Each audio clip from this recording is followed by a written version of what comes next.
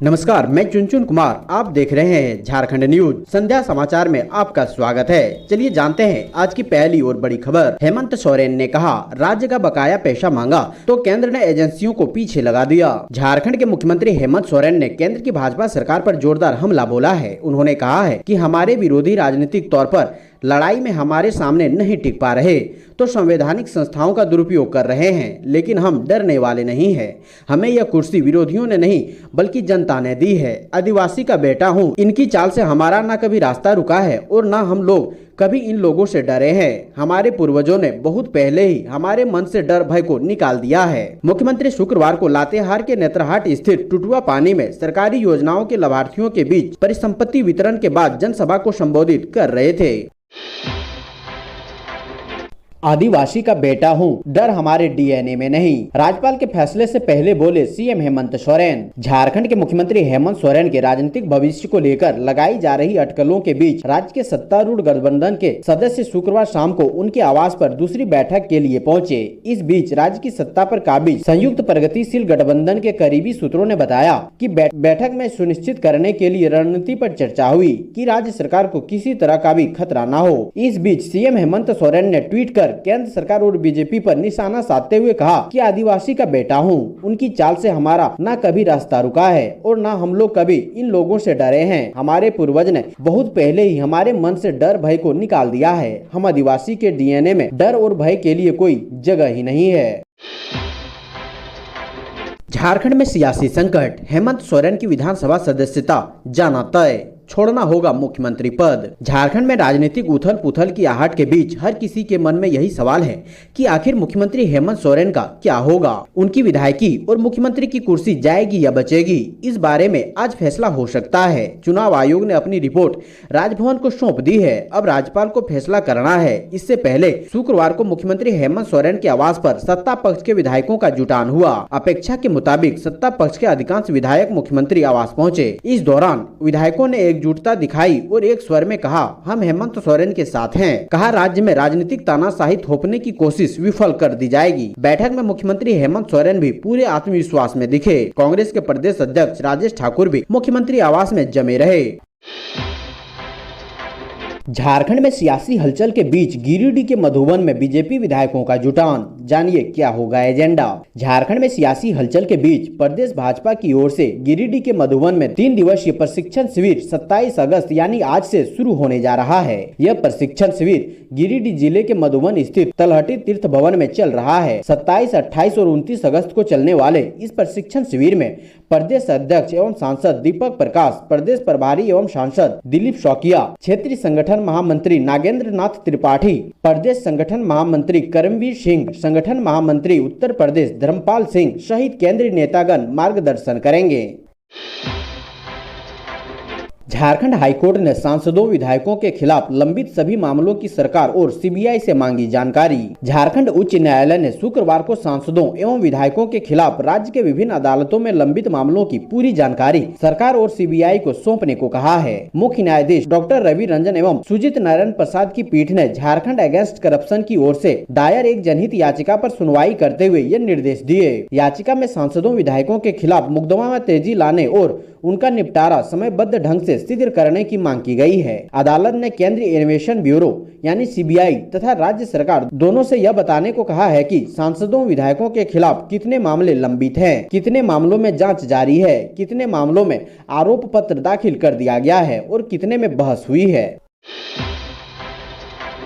घोषित होने जा रहे हैं झारखंड बोर्ड का 11वीं के परिणाम। jackresult.com पर करें चेक। झारखंड बोर्ड कक्षा 11वीं के छात्रों के लिए खुशखबरी है। झारखंड अधिविद्य परिषद आज यानी 27 अगस्त 2022 को कक्षा 11वीं का रिजल्ट जारी कर सकता है। रिजल्ट जारी होने के बाद आधिकारिक वेबसाइट jackresult.com और jack.jharkhand.gov.in पर उपलब्ध करवा दिया जाएगा। छात्र यहां अपना रिजल्ट चेक कर सकेंगे। बता दें, इससे पहले बोर्ड ने बीते शुक्रवार की शाम को कक्षा 9वीं का रिजल्ट घोषित किया है।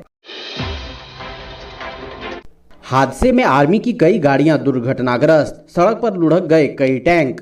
झारखंड में रामगढ़ जिला के चट्टू-पालू घाटी में भीषण सड़क हादसे में एक के बाद एक आर्मी की कई गाड़ियां दुर्घटनाग्रस्त हो गई। वहीं 4 अन्य लोगों के वाहन भी बुरी तरह क्षतिग्रस्त हो गए। दुर्घटना के बाद रांची पटना मुख्य मार्ग पर जाम लग गया। सूचना पर पहुंची रामगढ़ पुलिस ने घाटी को वन वे कराकर आवागमन शुरू कराया।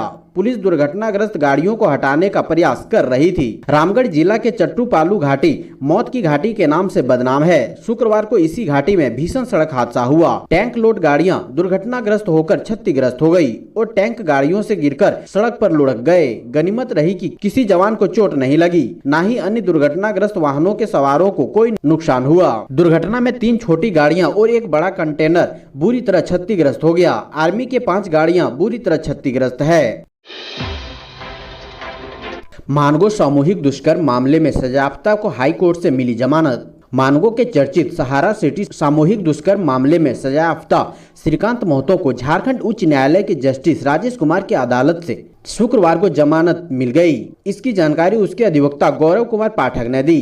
श्रीकांत महतो, इंद्रपाल सैनी और शिव कुमार महतो को जमशेदपुर व्यवहार न्यायालय के अपर जिला व सत्र न्यायाधीश संजय कुमार उपाध्याय के न्यायालय ने 22 जनवरी 2022 को 25-25 साल की सश्रम कारावास और 20-20 हजार रूपए की सजा सुनाई थी, जिसके विरुद्ध श्रीकांत महतो ने झारखंड उच्च न्यायालय में अपील बेल को अर्जी दाखिल की थी। गौरतलब है कि मानगो थाना में इंद्रपाल सैनी, श्रीकांत महतो और शिव कुमार महतो के विरुद्ध सामूहिक दुष्कर्म किए जाने, अश्लील वीडियो वायरल करने और देह व्यापार करने का आरोप लगाते हुए नाबालिग की मां ने मानगो थाना में 18 जनवरी 2018 को प्राथमिकी दर्ज कराई थी।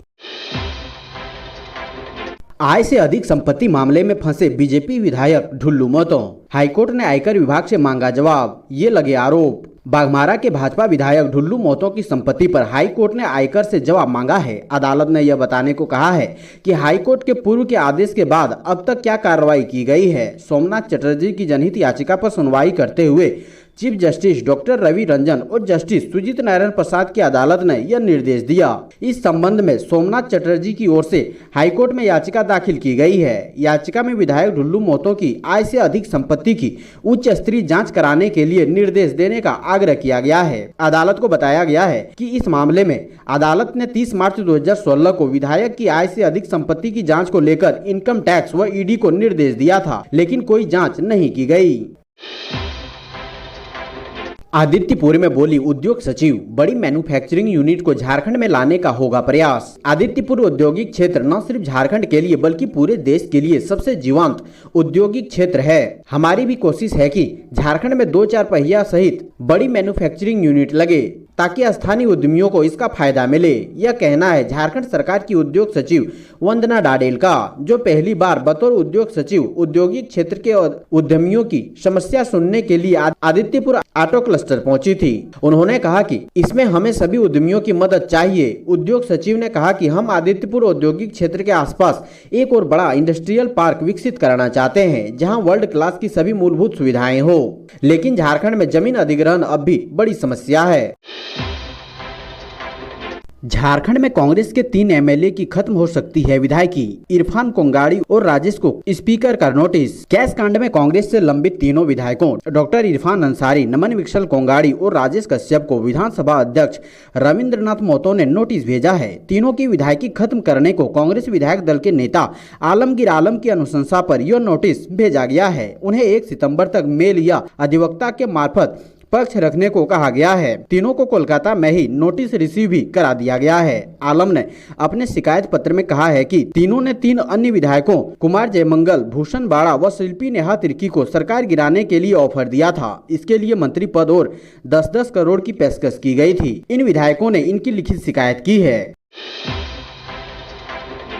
सरकारी अनाज की कालाबाजारी, ग्रामीणों ने पकड़ा गेहूं लदा ट्रक, चंद घंटे में पुलिस ने छोड़ा। गिरिडीह जिला में गोदाम से ही सरकारी अनाज की कालाबाजारी का खेल का खुलासा हुआ है। यह खुलासा ग्रामीणों के सहयोग से हुआ है। पूरे मामले में एफसीआई गोदाम संचालक लिफ्टर के साथ साथ धनबाद के हरिहरपुर थाना पुलिस की भूमिका सवालों के घेरे में है। यह पूरा मामला जिले में चर्चा का केंद्र बना हुआ है और सवाल आपूर्ति विभाग पर भी उठ रही है। दरअसल 24 अगस्त को जिले का डुमरी प्रखंड के निमिया घाट के ग्रामीण विनोद महतो व अन्य को यह सूचना मिली कि सरिया स्थित एफसीआई गोदाम में 400 बोरा गेहूं एक ट्रक पर लोड हुआ है, जिसकी कालाबाजारी करने की योजना है। योजना यह है कि अनाज को धनबाद जिले के राजगंज या गोविंद गोविंदपुर के इलाके में अवस्थित फ्लावर मिल में खपाना है। इस सूचना के बाद विनोद के साथ कई ग्रामीण एक्टिव हो गए। वाहन को खोजा जाने लगा। इस बीच 25 अगस्त की अहले सुबह ग्रामीणों ने ट्रक को गिरिडीह जिला के सीमा के बाहर धनबाद जिले के हरिहरपुर थाना इलाके में नेशनल हाईवे पर पकड़ लिया।